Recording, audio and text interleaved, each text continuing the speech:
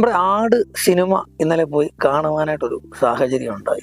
ആട് സിനിമ കാണുമ്പോൾ നമുക്ക് മനസ്സിലാക്കേണ്ട ഒരു കാര്യമെന്ന് പറഞ്ഞാൽ ഒരു ടൈം ട്രാവലാണ് ഈ പടം പറയുന്നത്. ഈ ടൈം ട്രാവൽ എന്ന് പറയുമ്പോഴത്തേനും നമ്മളെ പഴയ ബ്രിട്ടീഷ് കാലഘട്ടത്തിലേക്കും അതേപോലെ തന്നെ നാട്ടു രാജാക്കന്മാരുടെ കാലഘട്ടത്തിലേക്കും ഒക്കെ കൊണ്ടുപോകുന്നുണ്ട്. പക്ഷെ അതിൻ്റെ അകത്തൊക്കെ എന്ന് പറഞ്ഞാൽ ഒരു ഡയലോഗ് പ്രസൻറ്റേഷൻ എന്ന് പറയുന്നത് വളരെ മോശം രീതിയിലാണ്. കാരണം അവർ തമാശ രൂപേണ ആയിരിക്കാം ആ ഡയലോഗ്സ് ഒക്കെ കൊണ്ടുവന്നെങ്കിലും അത് വേണ്ടത്ര തമാശ വന്നില്ല എന്നുള്ളതൊരു യാഥാർത്ഥ്യം തന്നെയാണ്. അതിൻ്റെ അകത്ത് ഏറ്റവും കോമാളി വേഷത്തിലാക്കിയെന്ന് പറഞ്ഞാൽ സണ്ണി വെയിനൊക്കെ കഴിഞ്ഞ പ്രാവശ്യം നല്ല മാസ് ആയിട്ട് വന്നയാളാണ്. ആ സണ്ണി വെയിനെയൊക്കെ വെറും വേസ്റ്റാക്കി ആ പടത്തിൻ്റെ അകത്ത് അവതരിപ്പിച്ചു എന്നുള്ളതാണ്. അതേപോലെ തന്നെ നമ്മുടെ ഇന്ദ്രൻ സിയറിനെയൊക്കെ ആണെങ്കിലും ആ ഇന്ദ്രൻസിൻ്റെയൊക്കെ ഒരു ക്യാരക്ടർ കൊടുത്തിരിക്കുന്നത് വളരെ എടുത്താ പൊങ്ങത്തില്ലാത്ത രീതിയിലുള്ള ക്യാരക്ടറാണ്. അതായത് ഈ MLA ആയിട്ട് ഉള്ള ക്യാരക്ടറല്ല, PP ശശിയുടെ ക്യാരക്ടറല്ല, അല്ലാത്ത ഒരു ക്യാരക്ടർ അതിൻ്റെ അകത്ത് വരുന്നുണ്ട്. അപ്പോൾ ഇതിൻ്റെ അകത്തെന്ന് പറഞ്ഞാൽ ഇതൊരു ഭയങ്കര മിന്നൽ മുരളി രൂപത്തിലേക്കൊക്കെ കൊണ്ടുപോകുന്ന ഒരു പടവാക്കി ചിത്രീകരിച്ചതാണ്. പക്ഷേ അവിടെയൊക്കെയോ ഒരു ചെറിയ ഫ്ലോപ്പ് സംഭവിച്ചു എന്നുള്ളതാണ്. പടം ഭയങ്കര ലാഗാണ്, ഒരു സംശയവും വേണ്ട. ഫസ്റ്റ് ഹാഫ് എന്ന് പറഞ്ഞാൽ ഭയങ്കര ലാഗാണ്.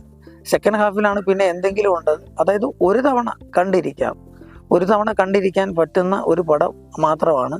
ഇവർ ഈ ഹോളിവുഡ് സിനിമയൊക്കെ കോപ്പി അടിച്ചായിരിക്കാം ഒരു ടൈം ട്രാവൽ സംവിധാനമൊക്കെ കൊണ്ടുവരാൻ ശ്രമിച്ചു. പക്ഷേ അത് അത്രത്തോളം സക്സസ് ആണോ എന്ന് ചോദിച്ചാൽ അല്ല എന്നുള്ളതാണ്. പക്ഷെ ഒരു വ്യത്യസ്തമായിട്ടൊരു കണ്ടന്റ് ആയിരുന്നു. എൻ്റെ അഭിപ്രായമാണ് ഞാൻ പറഞ്ഞത്.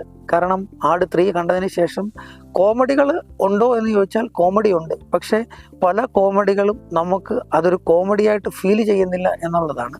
പക്ഷെ അസാധ്യമായിട്ടുള്ള പടം എന്നൊരിക്കലും പറയാൻ സാധിക്കത്തില്ല. കാരണം ഇവർ പറഞ്ഞുകൊണ്ടിരുന്നത് ഭയങ്കര അസാധ്യ പടമാണെന്നാണ് പറഞ്ഞത്. പക്ഷെ അത്രയ്ക്കൊന്നും ആട് 3 ഇല്ല എന്നുള്ളതാണ് നമ്മൾ മനസ്സിലാക്കേണ്ട ഒരു കാര്യം എന്നുള്ളത്. പിന്നെ ഇതിൻ്റെ അകത്തെന്ന് പറഞ്ഞാൽ പഴയ നമ്മുടെ പത്മനാഭൻ്റെ കഥയും വേലുത്തമ്പി തിളവയുടെ കാര്യങ്ങളും അതേപോലെ തന്നെ പഴയ നാട്ടുരാജാക്കന്മാരുടെ കാര്യങ്ങളും വൈസ്രോയുടെ കാര്യങ്ങളും ഒക്കെ തന്നെ ഈ പടത്തിൻ്റെ അകത്ത് കൊണ്ടുവരാനായിട്ട് അവർ ശ്രമിച്ചിട്ടുണ്ട് എന്നുള്ളതാണ്. പക്ഷെ അത് പരാജയപ്പെട്ടിട്ടുമുണ്ട്. പക്ഷെ ഇനിയും അടുത്ത ഭാഗം വരാൻ വേണ്ടി ആണ് കൊണ്ട് നിർത്തിയിരിക്കുന്നത് ഈ പടം. അത് എത്രത്തോളം സക്സസ് ആകും എന്നൊക്കെ കണ്ടറിയാം. കാരണം ടൈം ഫ്രെയിം പറയുന്ന ഒരു പടമാണല്ലോ.